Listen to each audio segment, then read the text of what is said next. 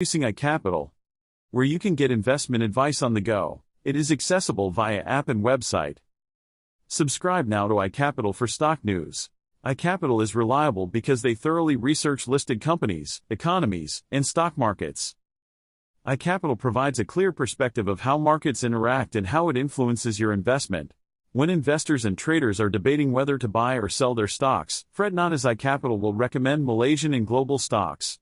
iCapital is available on Apple App Store, Google Play Store, and Huawei App Gallery. Download it now.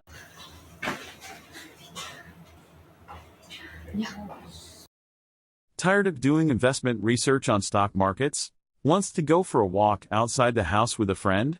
Introducing iCapital, where you can get investment advice on the go. It is accessible via app and website. Subscribe now to iCapital for stock news. iCapital is reliable because they thoroughly research listed companies, economies, and stock markets. iCapital provides a clear perspective of how markets interact and how it influences your investment. When investors and traders are debating whether to buy or sell their stocks, fret not, as iCapital will recommend Malaysian and global stocks. iCapital is available on Apple App Store, Google Play Store, and Huawei App Gallery. Download it now. Hello, good morning everyone. I'm Fitra, your host for today's live session. Welcome to our weekly Facebook and YouTube live. Do follow us on Facebook, Instagram, Twitter, LinkedIn, TikTok, and subscribe to our YouTube channel and also our iCapital newsletter for investment advice on the go. So during the live session, if you have any question, comments, or you have any suggestion for the topics that we should cover in our upcoming Facebook and YouTube live, feel free to comment down below. And today, here with me, the one and only speaker, Tengwu. Good morning, Tengwu. Yeah, good How are morning. you? Yeah, of course, there's one and only. Yeah. There's only one and only Tengbu, one and only Fitra, right? Okay, there's always only one and only one of us in this world. Only one and only. Yeah, otherwise, we would have digital twinning, right? Yeah. So our topic. Yeah, I'm okay. for- I'm okay. I'm okay. You're I good? just came back from. I was in China from 2nd of April until 13? Thursday, 13, right? Yeah. So I was in China for 11 days. Mm-mm. I went to the more backward part, which is in a place called Mei San Chen, which is in Nan'an. And Nan'an is quite close to Quanzhou, and Quanzhou is in Fujian.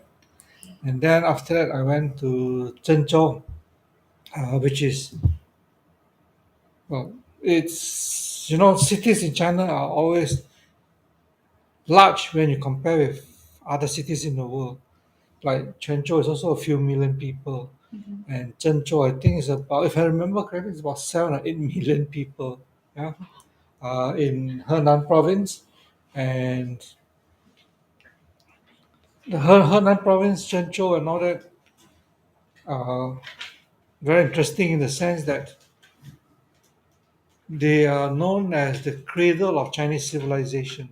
Yeah, because Henan province has got, out of 8 capitals, Henan province has got 4 of China's ancient capital cities. One is Zhengzhou itself, one is Luoyang, another one is Kaifeng, and then there's one more I can't remember. Right, so I was there, and I went to a very incredible museum called the Henan Museum. It's incredible because I've been to quite a number of museums in China. I've been to the one in Shanghai, in Beijing, in Guangzhou, and so on. But this Henan is of a different class. There are only three. China has different categories of museum. So the one in Zhengzhou is of the top, the highest category. And in China, there are only three museums that are like that. One is in the Forbidden City in Beijing itself, and another one is Nanjing, and the third one is in Zhengzhou. So because it's incredible because you can see the archaeological evidence, the archaeological discoveries that goes that go back to the Zhou dynasty. The Zhou dynasty is about 2,500 to 3,000 years ago. That's the period when Confucius and Lao Tzu. It's a very long dynasty. That's the period when the famous philosophers of China came about. And then before the Zhou dynasty, you had the Shang dynasty, which lasted another 800 years or something like that. And then before the Shang dynasty, you have the Xia dynasty, which is the first dynasty in China. So you're looking back at about close to 5,000 years. Yeah? And you can see the archaeological findings, which is, I mean, if you don't see it, if you see a photo of it, if you don't see it yourself, you cannot believe how incredible it is. There's a flute, flute. You guys play a flute, right? So there's a flute that was discovered about 4 to 5,000 years ago, and it's made of bone. It's made from the bone of a crane. Crane is like a bird, right? So this flute is made from the bone of a crane, and you can still, even though it's 4 to 5,000 years old, you can still play the flute. I mean, Wow.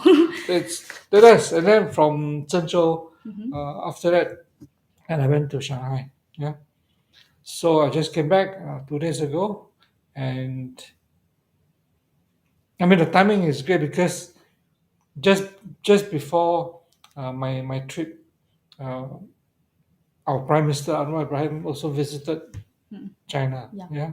For 3 days, and I think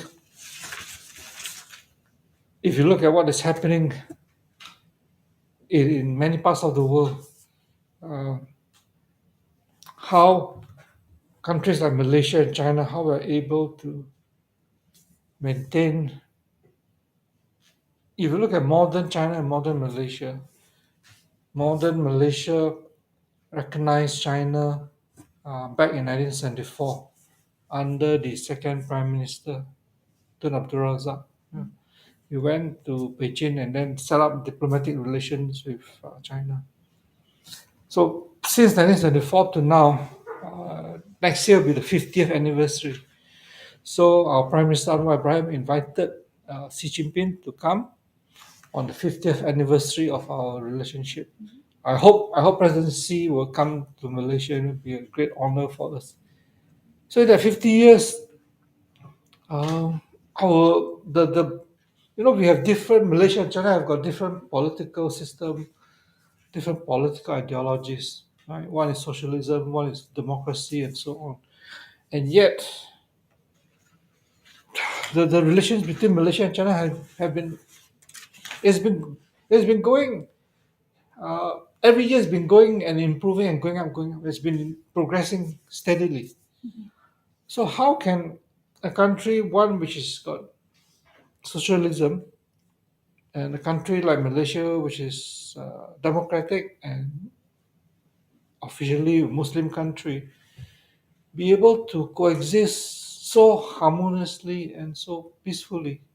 And yet, why is it that, like in the case of America and the Western countries, do they have to keep on fighting other countries? Why do they have to keep on forming military alliances? Right, forming AUKUS, which is Australia, UK, and the US military alliance, where US and Britain is selling nuclear submarines to Australia. So, and recently, I mean, I'm not sure if you guys follow this. You know that China mediated and brought Saudi Arabia and Iran together. And now Saudi Arabia and Iran are now already normalized their relations on peaceful relations, and they're already setting up embassies in each country. That was about what, two and a half weeks ago. right? Because it's not really publicized in, for example, our Malaysian media, and it's not publicized in a lot of Western media. But because I monitor this sort of things, I'm interested in this sort of things. What has happened since Saudi Arabia and Iran met in Beijing to resume their peaceful relations? Suddenly, the whole Middle Eastern region, the whole North African region, suddenly peace has all broken out there because of this. So now you have Qatar and Bahrain, they were sort of enemies. So recently, Qatar and Bahrain also started to resume diplomatic relations with one another. Uh, Syria is now going to be invited. It was invited by Saudi Arabia's foreign minister to visit Saudi Arabia because Syria has also been left out of Middle East. So because of this deal of this peaceful resolution between Iran and Saudi Arabia, now Saudi Arabia has invited Syria, and Syria will be going to join the Arab League again. Arab League is something like ASEAN, right? And then even Tunisia. I mean, if you're one, you can see this.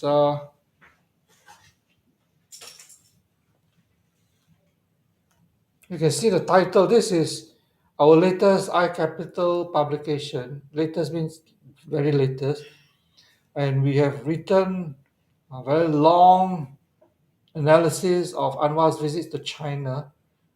The latest issue is part two. We have part one last week, and this article on Anwar's visit to China will continue for a few more parts. There'll be a part three, most likely there'll be a part four. So it's a very unusual analysis, very original that you cannot get from other places. So coming back, I mean, it's unusual because we are able to link it and tie so many other issues to this very wonderful relationship that is existing between Malaysia and China, right? So what has happened is after the mediation that China did for Saudi Arabia and Iran, so now you have Turkey and Egypt because they have not been friendly with one another. So now Turkey and Egypt are going to restore their diplomatic ties. These two countries, right? Syria and Tunisia is in North Africa, will also resume diplomatic relations. Then I mentioned earlier, Syria's foreign minister visited Saudi Arabia, right? So that is to reestablish the relationships between this Syria and the Middle East. And then I mentioned Qatar and Bahrain, right? And then Saudi Arabia has already sent a high-level delegation to visit Sana'a. Sana'a is in Yemen, and Sana'a is where the rebels, they call it the Houthi rebels, where there's a civil war fighting in Yemen, right? So because of this peaceful restoration of relations between Saudi and Iran, the troops have really begun to withdraw from Yemen, the foreign troops. So now peace is breaking out in Yemen. So you find that the whole Middle East, which was, I mean, can you imagine? You have got hundreds of millions of people that for so long have not been able to have normal, peaceful, healthy, secure life. We in Malaysia, we don't realize that. You know, yeah, we got a bit of traffic jam, a bit of flash floods, that kind of stuff, right? And then we got cost of living going up. Hey, compared to what they have, right? Yeah. It's not safe. It's you don't, especially for example, if you're in Syria, because a lot of the Middle East countries, you see, Syria is under sanction by America, because they were against President Assad. And then the whole country is torn by civil war for so many years. The Western media keep talking about the crisis in Ukraine, the crisis in Ukraine. That's only 1 year old. What about the crisis in Syria? That's been, God, more than 10 years. And how many millions of people have been displaced? Because a lot of Syrians have migrated, have become refugees, and they even go all the way from Syria to Germany. That's very far. So now, when you grow up, if you're a child, if you're born in Middle East, whether it's Syria or Iraq or in another part, right? You find that if you're born, say, 20, 30 years ago, you cannot assume, you cannot take it for granted that you're going to have a secure, normal type of upbringing. So now, finally, I mean, I do not know whether you're dealing with a set of Iran and Saudi Arabia and Turkey are very, they want to be regional leaders. They want to be able to influence the whole region, right? And of course, Iran is powerful in their own ways. Saudi Arabia is powerful, and Turkey is powerful in their own ways. So it's early. It's only about 2-3 weeks. Whether the peace will sustain and develop into something that is unimaginable, something prosperous for the people there, that we do not know yet. But all I can say is that if I were a Middle Eastern person, can you imagine? Now I can look forward to tomorrow, to a better tomorrow. Yeah. Right? Now, how did this come about? When all this broke out, what is the reaction of the United States? Joe Biden was angry. Joe Biden was upset that how come they are doing all this? How come Saudi Arabia is talking to Syria and Iran and so on? Because Iran and Syria have been sanctioned by America. So Iran and Syria sanctioned by America, you're not supposed to deal with them, trade with them, and so on and so forth. And now, how come you can establish peaceful diplomatic relations with them? So America, Joe Biden sent the CIA director, William Burns, to go to Saudi Arabia, right, urgently. And William Burns told the Saudi Arabian government, America is not happy that you are doing this because all my sanctions all cannot work. Now, that is American type. That is the Western approach.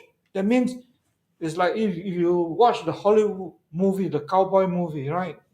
The old cowboy movie, the John Wayne, the famous type. What they do is they shoot first. They bring the gun, they shoot you first, and then they talk later. That is the Western approach.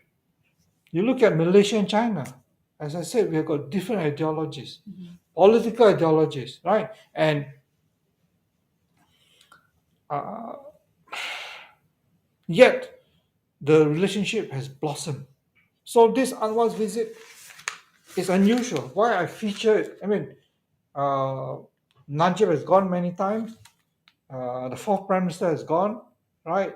Najib means the son of Tun Razak, has gone many times. I didn't feature all this. This is the first time I'm featuring. It's because Anwar, our prime minister, went to China, and the visit has got multiple aspects to it. The usual one is, Malaysia-China are going to start investment. I'm going to invest so much, so much, so much. That's it. A lot of it is business and economics. Now, in this case, Anwar Ibrahim actually visited a mosque in Beijing. He went to do his prayers there. He wanted to visit the oldest mosque in Beijing, but that oldest mosque in Beijing was under renovation. So he had to go to another, which was built in 1369 or something, for about 800 years ago. Right? So he did his prayers there. And Then the other angle that we should look at this visit is the meeting of philosophical values between Xi Jinping and Anwar Ibrahim. Both of them, both President Xi and Prime Minister Anwar, both of them have gone through mental, physical, and emotional sufferings. You know, Anwar Ibrahim went to jail, blah, blah, blah, right? And got injured. And then Xi Jinping was sent, under the Cultural Revolution, was sent into the very, very poor area where, I mean, if you read his Xi Jinping's biography, where it has to deal with human, this is in China 50 years ago when the whole country was so poor, even in the big city like Shanghai and Beijing. And then he was sent under the Cultural Revolution, he was sent to the poorest area of poor China. So can you imagine how poor it is? So I was there for about 7 or 8 years. So these two leaders, Xi Jinping and Anwar, have gone through that kind of difficulties. So they have a different mindset. They want to make sure that their people, the people in China, the people in Malaysia, do not have to live life that way. That everybody should have an equal opportunity to a good life, to a better life.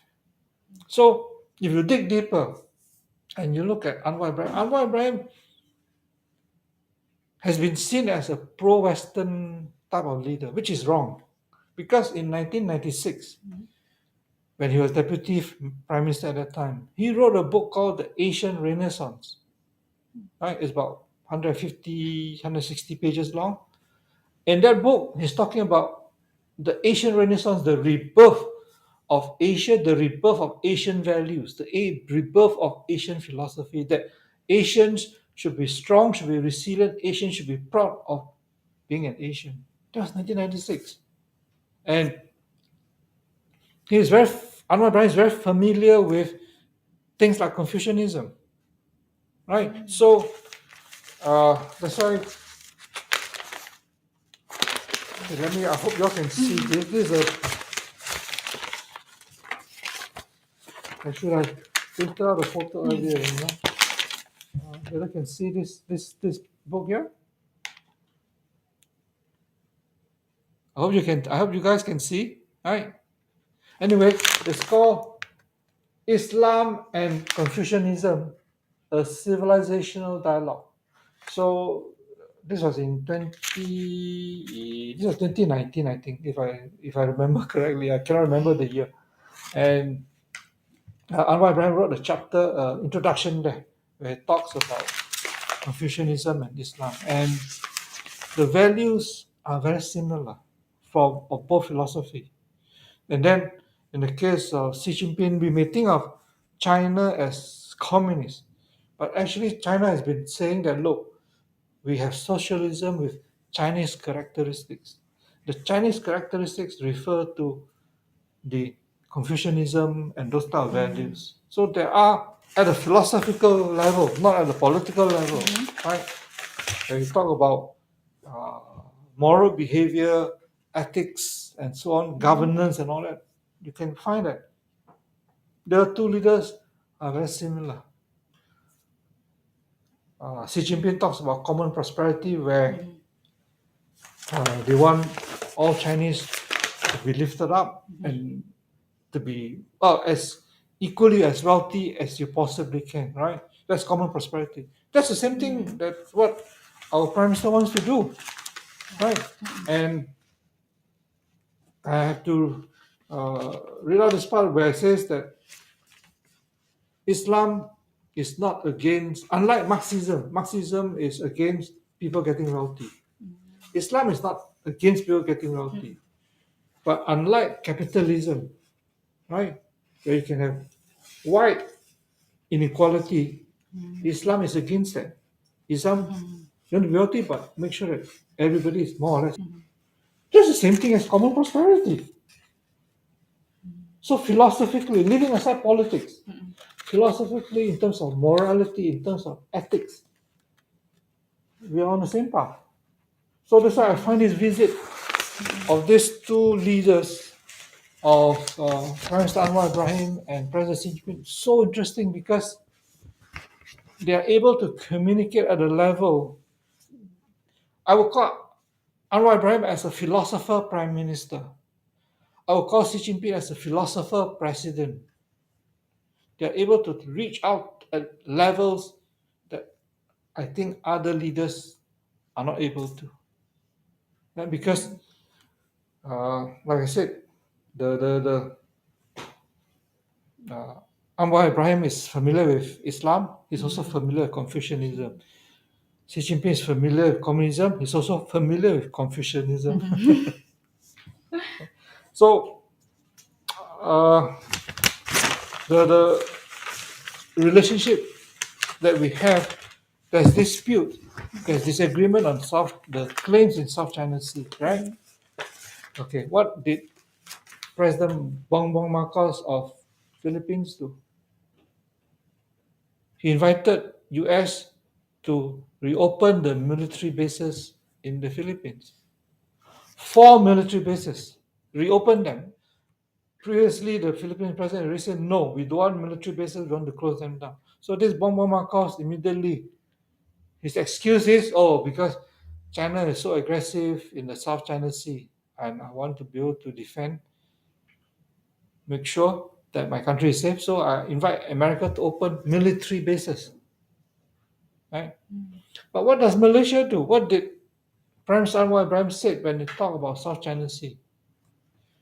No, it's just let's let Malaysia and China sit down, let us talk, let us communicate, let us negotiate. That is the approach of the typical Asian mindset. That is Asian value. As I mentioned before, the relationship between China and Islam world for a long time, from the Tang Dynasty. In fact, Muslims have been going to China since the Han Dynasty. The Han Dynasty existed about 2,200 years ago. And that time, not so many, but during the Tang Dynasty, which was about 600 plus AD, which is about 1,500 years ago, a lot of, I'm talking about the Middle Eastern Muslims, not from Malaysia. A lot of them went to China. Right? And the relationship between the Muslim world and China has never been one of conflict. It's always been one of trade, peaceful trade, and there are. I went to Quanzhou. I just said just now, right? Yeah.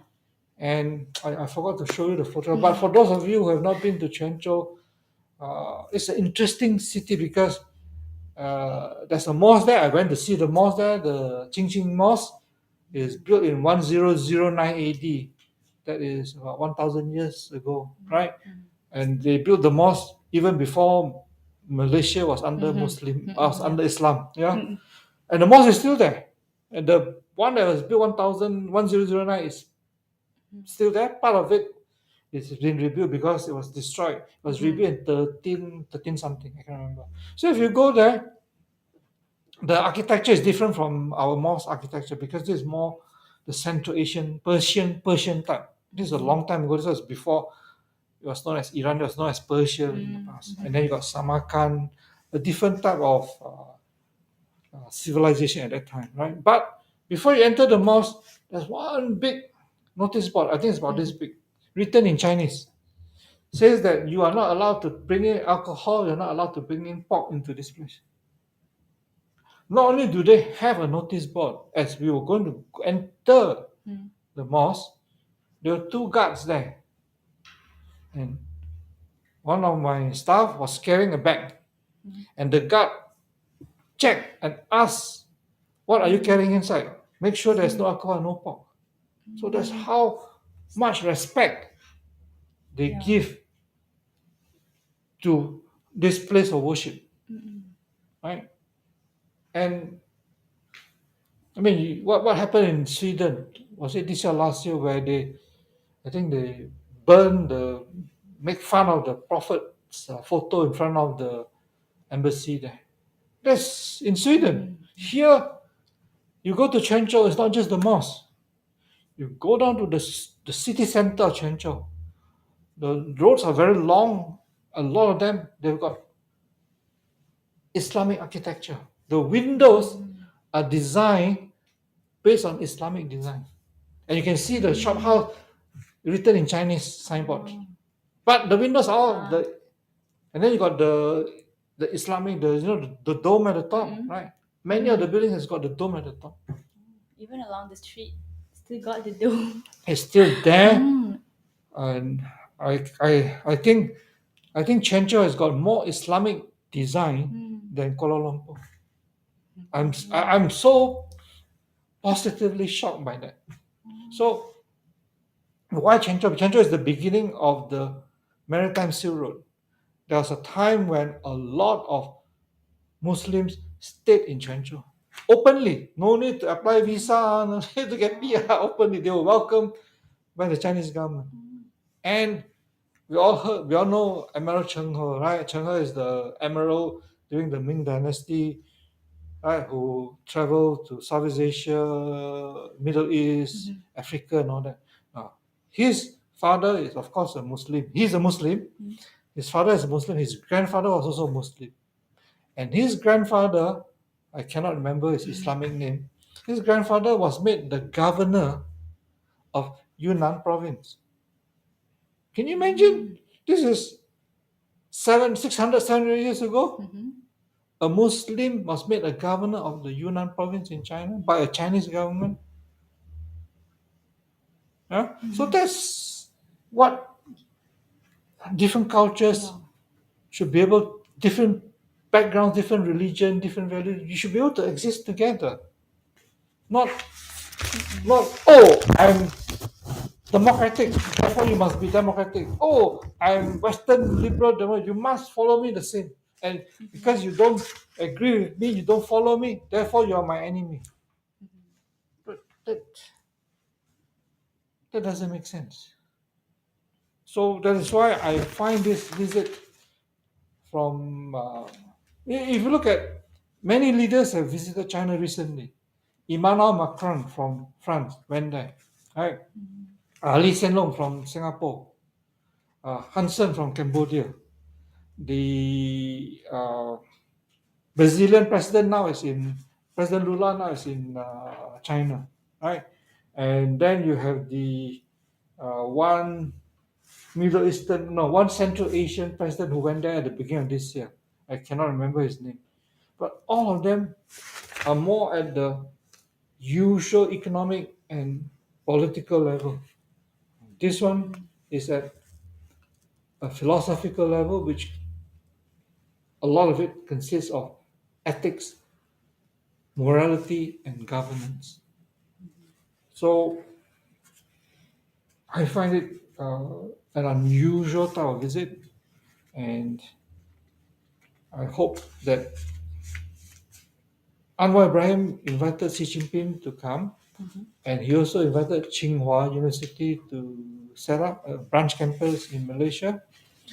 We already have Xiamen University branch campus in Malaysia, but Xiamen is a top uni, but not at the same level as Tsinghua. Tsinghua is globally is ranked number 16, so it's very high up, very high up. I mean, it's like inviting Harvard or MIT to set up a branch campus here, and I hope Tsinghua really set up a branch campus, and I hope that people should be able to see the relationships between Malaysia and China in not only in a positive way, but as a role model. Right? Can you imagine if America, Australia, Japan can have relations with China on the same basis as Malaysia? Can you imagine how peaceful the world will be? Right?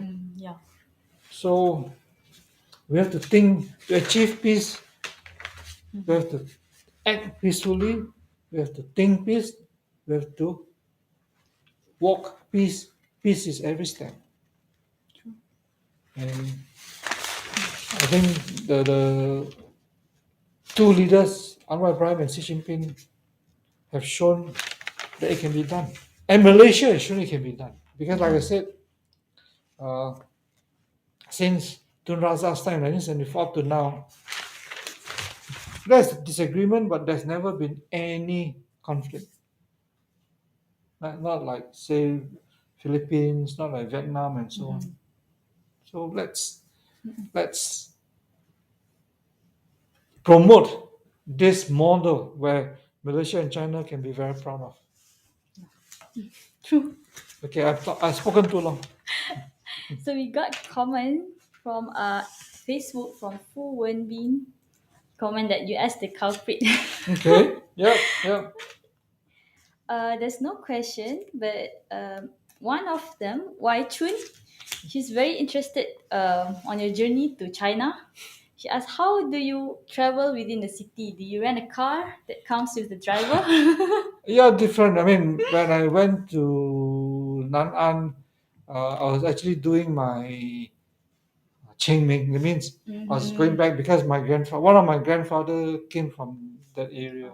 So my so-called the relatives and the local people there, they were so helpful. They drove us everywhere, and because my grandfather, he donated to a primary school in 1950s lah.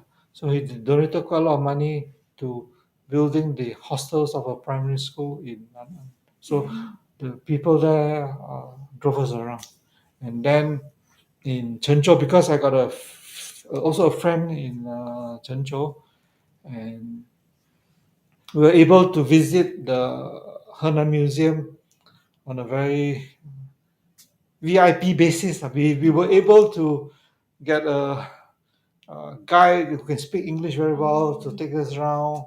And then talking about Henan Museum, there's another item there. This was also about 4,000 years ago. You know, you have the water vessel, like whether you use for drinking or drinking water or wine, right?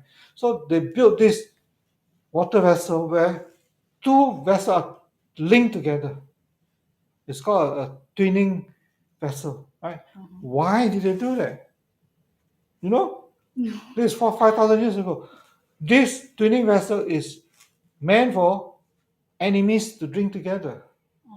Two of us musuh, Yeah. two of us enemy, two of us want to fight, right? So they have this, they pour the water, they pour the wine there, you have to drink together. Wow. And the vessel are linked, you cannot separate the vessel. Uh-uh. I have a photo, and then maybe next time I can show. So the Chinese is 4,000 years, 5,000 years already have this mindset.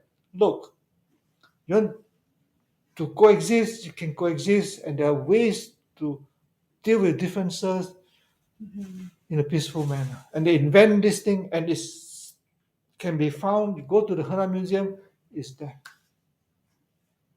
Right? So, of course, in Shanghai, it's very easy. In China, you can get the equivalent of Grab. They call it TT Kuaiche in China, right?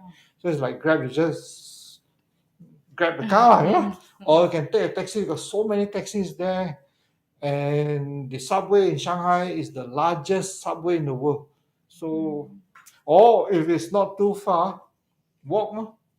Because I was in Zhengzhou last time. Was in 2015 or 2016, about maybe 7 years ago, roughly. I can't remember. Since then, at that time, 7 years ago, Zhengzhou was like still quite backward. A lot of construction, no big deal. Now Zhengzhou is almost as good as Shanghai and a lot better than KL. I can't believe it. It's unbelievable. Right? Oh yeah, in Henan province, I went to the Shaolin Temple.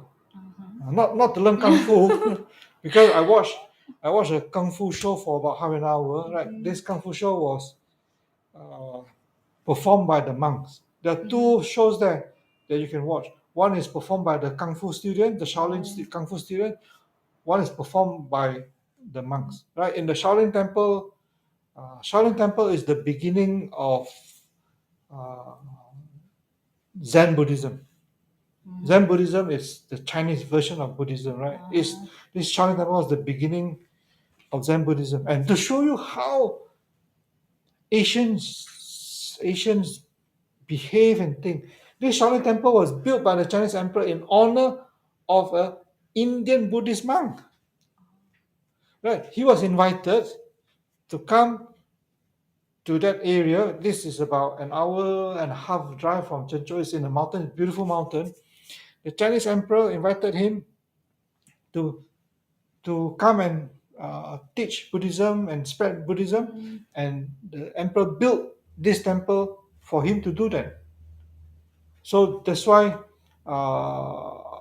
this Shaolin temple has got a lot of it's not just for it's not for kung fu. It's actually for Buddhism. You know, so that's why there's so much historic meaning behind it, because this was built in 400 over AD. Yeah, 489 AD or 498 AD, I can't remember. So that means about 1,600 years ago, they are able to exist so peacefully. Not only able to exist peacefully, but welcome people warmly. Like I told you, the mosque in Chenzhou, this Shaolin temple, right? So the the philosophy behind it, that differences do not define our relationship, but similarities, commonalities should also define our relationship. Okay, I get carried away. So there's no other question from our viewers. Just do let us know if you want to know more about Tango experience in China. If you are interesting to know. You know, I think it's because what Anwar Ibrahim is trying to do is Malaysia Madani concept, Yeah. right? His Malaysia Madani concept is actually uh, very well thought out, and that's where philosophically it's very similar, because Xi Jinping and China focus a lot on lifting poverty out of eradicating poverty in China. Prime Minister Anwar is also going to do the same thing. He's focusing a lot, right? If you read what he's announced so far, he's made some announcements which have impressed me. He says Malaysia, KL should stop building skyscrapers. What we should focus on would be making sure that we've got more parks, beautiful parks, and more beautiful gerai and stalls for the ordinary Malaysians, where not only can they enjoy, but they can make a good living out of it. Right? He's on the right track, because China is not going for GDP growth. The new Prime Minister of China says, look, whether my country's GDP grows at 5%, 7%, the ordinary people doesn't care, doesn't even know. But what is important to them is how are they able to live day to day? The quality of life day to day. Am I able to get a good job? Am I able to go without traffic jams and so on and so forth? So our Prime Minister has said the same correctly. And you know, in Malaysia, the more skyscrapers we have, the more problems we have, right? Because they're not planned properly. It only benefits the developer, the contractor, and maybe a few government people, right? But the ordinary people don't benefit from it. So why do something that doesn't benefit the ordinary people? So Anwar Ibrahim also said that traffic jam must be solved the problem, because it affects productivity. Shanghai has got 25 million people. Shanghai doesn't have traffic jams like KL has. How do they do it? Wow. We have written about traffic jam a long time ago. The World Bank calculated that traffic jams, just in Klang Valley, not counting the traffic jam in Penang, in Johor Bahru, in Malacca, not counting those, just the traffic jams in Klang Valley, every year it costs Malaysia's GDP almost 1 to 1.5% of Malaysia's GDP. Right? Malaysia's GDP is about 400 billion, 350 to 400 billion US dollars. 1% of that is about 30, 40 billion US dollars every year, not one time, not every year. So over 10, 20, 30 years, how much loss Malaysia has suffered from just traffic jam. So for a prime minister to be able to say that, look, traffic jam must be solved because it affects our productivity, he's a smart prime minister.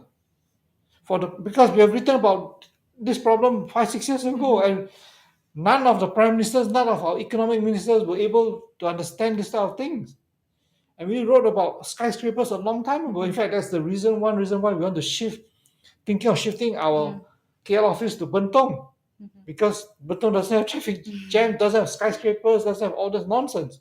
So for a prime minister to be able to say that, stop building skyscrapers because you only have the GDP growth, but you don't have quality development. I think we're on the right track. I mean, we meaning Malaysia, we're on the right track, right? So we got a comment from Leong Ki Boon from YouTube. He asked that will current and new trade and investment from China able to cushion Malaysian economy from sharp slowdown from US, Europe, and Japan? Yeah, I think that's a good point. Definitely, because America is already slowing down. America is already heading into a recession. The question is whether America is going to head into a serious recession, and also after this recession that America faces, would America be able to recover? Well, in the case of China, because of COVID, their GDP slowed down a lot, the GDP growth, but now it's opening and it's bouncing back. Is the recovery in the Chinese economy is bouncing back at a very good speed? It will not be inflationary, not like US, Australia, or even Singapore, where the recovery led to very serious inflation. Singapore now is the rental in Singapore in the last 1 or 2 years is unbelievable that your landlord will come back and say, look, you want to stay? Okay, you want to renew your tenancy, your rental? I increase my rental by 100%. It's double in a year. And that's why a lot of expatriates, the non-Singaporeans who are working in Singapore, because the rentals have gone up so much, they cannot afford the rental. So these are private apartments and all that. So the expatriates have got to rent HDB flats. And that's the recovery seen in most countries. But the recovery in China, I would be very sure, I'm very certain, will not be inflationary. But there'll be strong recovery. If you look at the results from companies like LVMH. LVMH, I think our ladies would know LVMH is Louis Vuitton. You buy your Louis Vuitton handbag, and Hermes, right? Hermes, where you can buy your Kelly bag, right? Or Birkin bag, right? Yeah. If you look at the results of Hermes, which were announced 1 or 2 days ago, the results of Hermes and Louis Vuitton were very strong because sales and consumption of their products in China bounced back very strongly. So, I was in Nan'an, which is in the poorer segment of China, right? The more rural areas. I was in Zhengzhou. Zhengzhou is more like tier 2. And then I was in Shanghai, tier 1. I can see the Chinese economy in the 12 days from different levels. And they all look very normal. The shoppers out there and so on and so forth. So to reply to Kibun's comment, yes, the recovery of the Chinese economy will definitely help cushion Malaysia's economy. Definitely, just the tourism alone would help a lot already. Not counting other things, not counting the investment by Geely and DRB Highcom in Tanjung Malim, not counting other investments. Okay. So I just read some comments from Facebook from John Doe. Hopefully, Anwar government can convincingly win the upcoming state elections. Yeah. And Fu Wenbin, we need Anwar to bring Malaysia to right track. And another question: is RCEP will significant to China Malaysia trade to a new level? From Fu. Okay, there are many comments there. about the coming state elections, about whether the current prime minister can Bring Malaysia to the right track. lead Malaysia into a better future.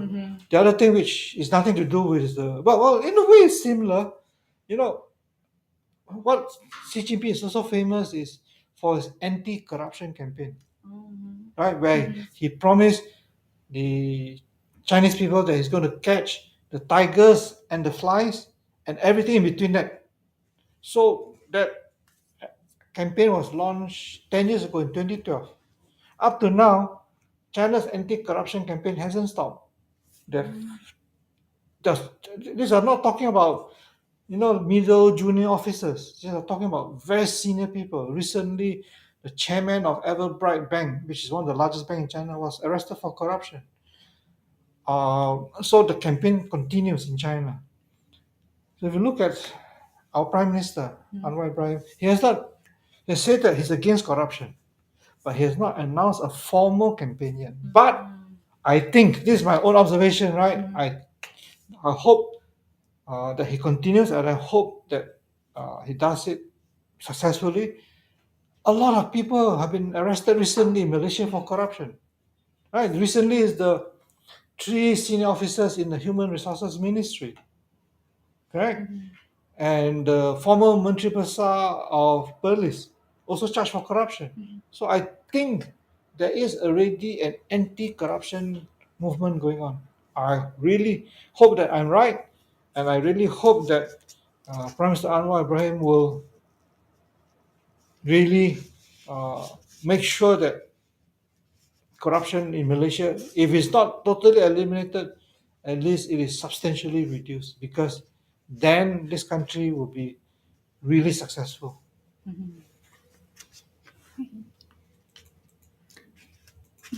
Wai Chun mentioned that please don't move to Bentong. We can take LRT or MRT to your current office. you know, the one thing that Najib has done very brilliantly for the Malaysian economy is to build MRT. Our MRT is world class. It's really Yeah. mass rapid transport. The previous LRT by the fourth prime minister was a con job. I mean, it's an LRT, and they tried to build monorail and a few other things. For those of you who are in Klang Valley, you know that the monorail and the LRT and the electric train don't integrate properly. If I take the monorail from Bukit Bintang and I go to Central, I want to take the electric train or the LRT, I got to walk across like 1 kilometer. So imagine if I'm a tourist, I got one big bag and it's raining. What kind of public transport is this? Right? So the system, the LRT, the monorail, and the electric train that was launched in the 1990s is a con job. The one that we have now is really world class because it's serving. I mean, you can go from here to Rawang to so many places, and the stations are all built up to a certain standard. So, unfortunately, public transport in Malaysia is still a long, long way. To be able to, for a person who doesn't want to use your own car, right, to be able to rely on public transport, I think my business will be affected because I'll be late for work because the RT station doesn't work, the RT is late, or like the KLIA, the Aero train out of service for 2 years. Oh gosh, imagine you got to take a bus and you got so many luggages. So transport system, I hope our Anthony Lok has got a lot of problems to handle. I hope he works hard and make sure that he improves the system. But not yet. We are not there yet in terms of the efficiency of our public transport.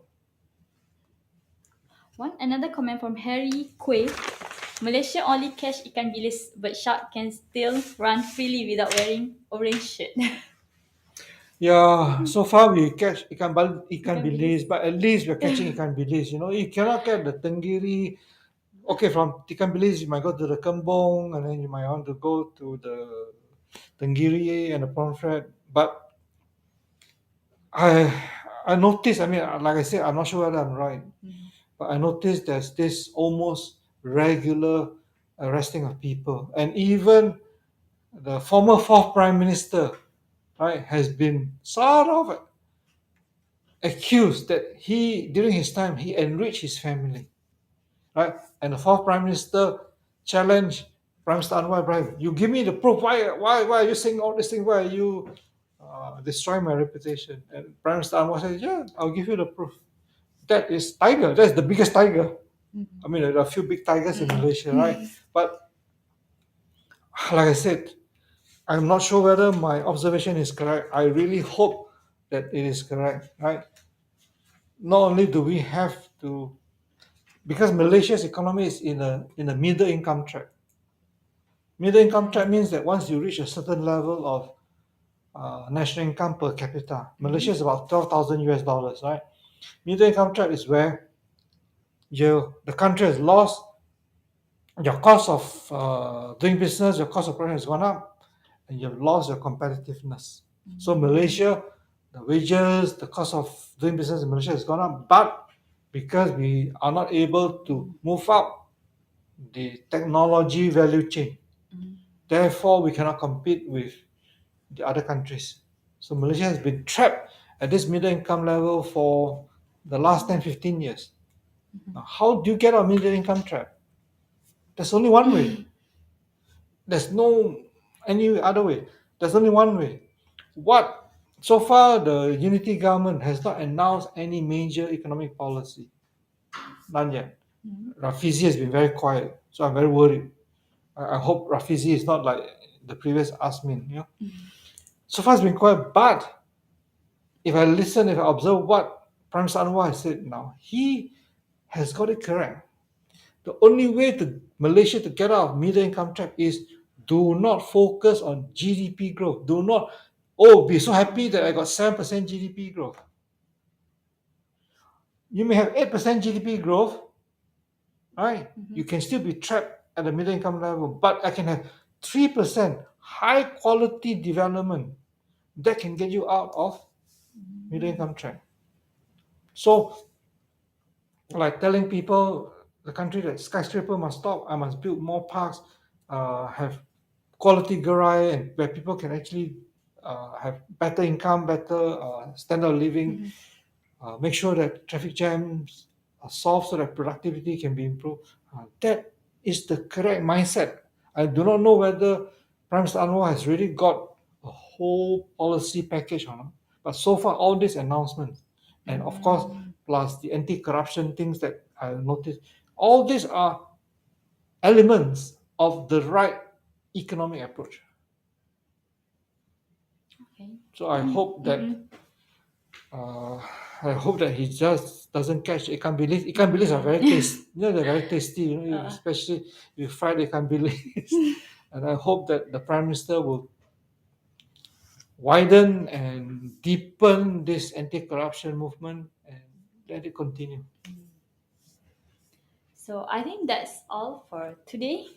Thank you so much, Tenggu, Thank you. for today, and thank you everyone for watching and enjoying our live. So again, don't forget to follow our social media, and if you haven't subscribed to our newsletter at Capital, do subscribe. Yeah, this is only part 2. Like I said, Yeah. we will have part 3, part 4, and the way we write is very different from what you read in the mass media or social media. Very exclusive. So, and if you have any suggestion for the topics to cover in our upcoming Facebook and YouTube Live, do let us know. So, Before I forget, so there is a quotation that when he was launching his Malaysia Madani, it's different from the Keluarga Malaysia. It's different from the Kerajaan Prihatin. Very different because this Mandani concept is a lot deeper and a lot more holistic, right? So it says the time has come for us to stop measuring human progress and successes just on economic growth. Growth and development must be attained through a larger context,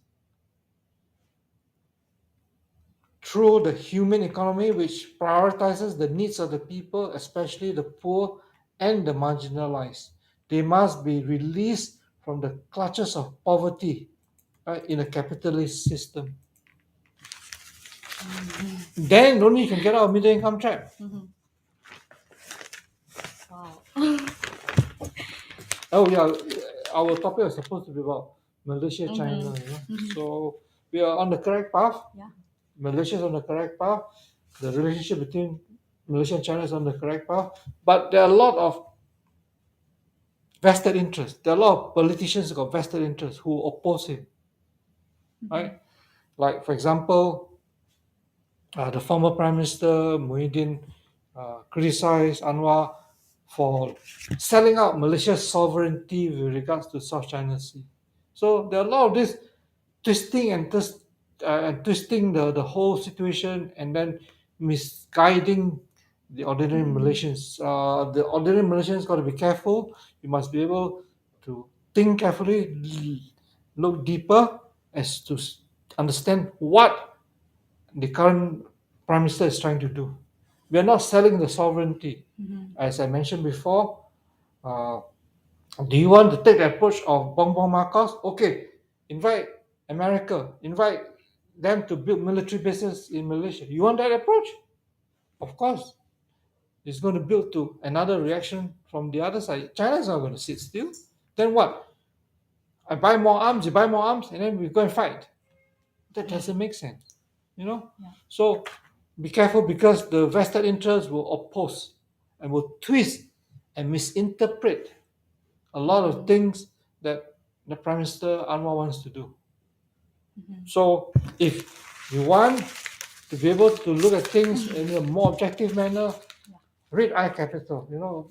It's like I said, we write it very objectively, we do our research very deeply, we look at things holistically, and you get opinions that I think you cannot get anywhere else. True. Yeah. So thank you guys. We'll meet again in our next YouTube and Facebook live session. Thank you everyone.